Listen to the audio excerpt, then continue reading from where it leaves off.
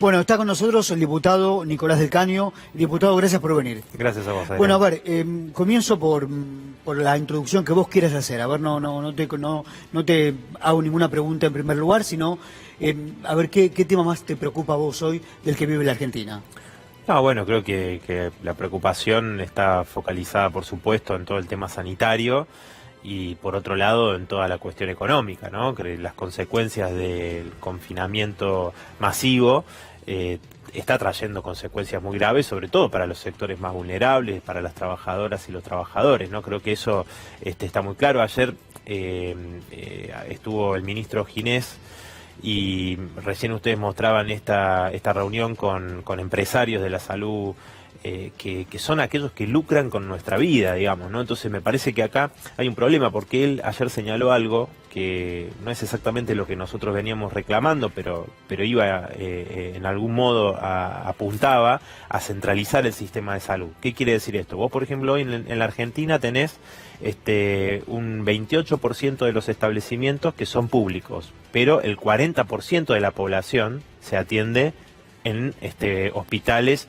o centros de salud que son públicos, ¿no? Entonces, el tema de la centralización de todo el sistema de salud, la unificación con centralización de parte del Estado para hacer una planificación. Es decir, frente a esta situación extraordinaria, vos tenés que planificar y que entonces no puede haber gente que siga lucrando con frente a esta situación, ¿no? Entonces, pusieron el grito en el cielo cuando esto no lo compartimos, pero el ministro dijo que no discutían la propiedad.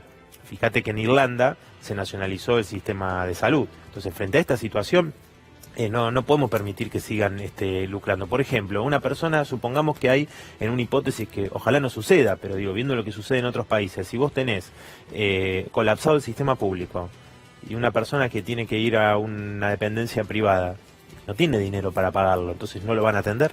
O sea, la unificación tiene que ver, ese es un elemento, tiene que ver con apuntar a las necesidades que hoy se plantean desde el punto de vista sanitario, ¿no? Bien, yo apuntaba a ver al orden de prioridades que a vos te preocupan, las has manifestado y ahora planteamos a ver al gobierno de Alberto Fernández qué hizo primero. Yo lo vengo diciendo y lo vengo conversando. Primero dio una respuesta sanitaria, la vida antes que nada, y después empezó a atender los reclamos de algunos sectores, como el de las pequeñas y medianas empresas, cómo van a hacer frente a los salarios, ya que deben pagar el sueldo de sus trabajadores.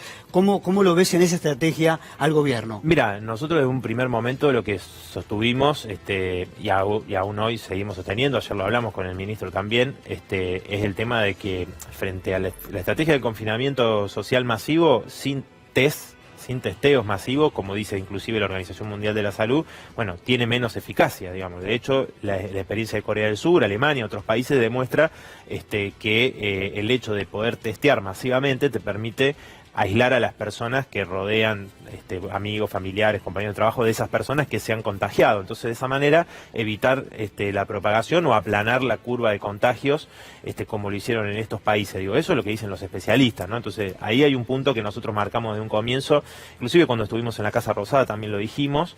Y después, desde el punto de vista económico, el reclamo de prohibición de despidos lo venimos haciendo hace tiempo. Esta medida es una medida que viene a atender esa cuestión, pero hay varios déficits. Por un lado, no es retroactivo. Ahí me estaban diciendo, por ejemplo, compañeros de una empresa de transporte en Río Negro que fueron despedidos el lunes, cuando ya se estaba hablando de la posibilidad de una prohibición de despidos. Entonces, tendría que ser retroactivo a cuando se inició esto. Se supone que las leyes no pueden ser retroactivas, es decir, es un decreto de necesidad de urgencia, no, pero por ser de un DNU tiene jerarquía de ley y no deberían poder ser retroactivas, digamos, por su propio establecimiento. Claro, deberían tener la posibilidad de ser reincorporados todos aquellos trabajadores, trabajadoras que hayan sido despedidos por lo menos desde el 29 de febrero esta parte, digamos, ¿no? Porque entonces esos trabajadores quedan afuera. Ese es un punto. Después, bueno, allí también está el planteo de la posibilidad, si hay un acuerdo de parte de los sindicatos, de acordar suspensiones con rebaja salarial. Y eso nosotros no estamos para nada de acuerdo. Creo que acá hay un elemento, eso por un lado, ¿no? El tema de la prohibición de despido. Por otro lado, lo de los 10.000 pesos, que el gobierno estipula otorgar esos 10.000 pesos a 3.600.000 personas, pero se han inscrito 11 millones. Porque muchas más personas que hoy no tienen licencia laboral paga necesitan un ingreso. Nosotros planteamos como mínimo de 30.000 y creemos que ese dinero está, los recursos están en los grandes bancos, en los grandes grupos económicos, los grandes terratenientes, los que hacen el negociado del agropower. Si vos pones un impuesto a las grandes fortunas y a estos sectores, podrías otorgarle por 2 meses a 7 millones de personas, los 30.000 pesos. Digo, entonces, porque 10.000 pesos, a ver, para muchos no alcanza, por más que recibas un plan de los Argentina Trabaja o algún otro beneficio, no te alcanza para nada con 10.000 pesos, ni hablar de aquellas familias que hay más de una persona que tiene un empleo informal o que se ha quedado sin trabajo, porque digo, nos siguen llegando, además todos los trabajadores informales los están despidiendo en este momento. Ustedes hablaban antes de la situación de Estados Unidos con millones de nuevos desocupados en 2 semanas. Bueno, en Argentina las consecuencias son muy graves. Ahora, Nicolás, a eso sí. iba, ¿no? A ponerle a esta conversación una mirada más global.